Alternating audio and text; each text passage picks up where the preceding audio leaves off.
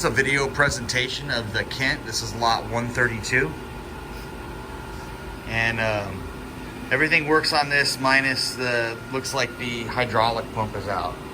So the auto feed on it is, it's not functioning at this time, but we believe that most likely the pump needs to be replaced. And if you do that, this will be good to go.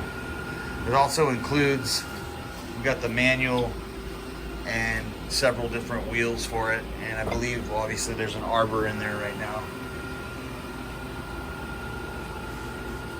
And you can just move it, you said by hand? Yeah. Okay.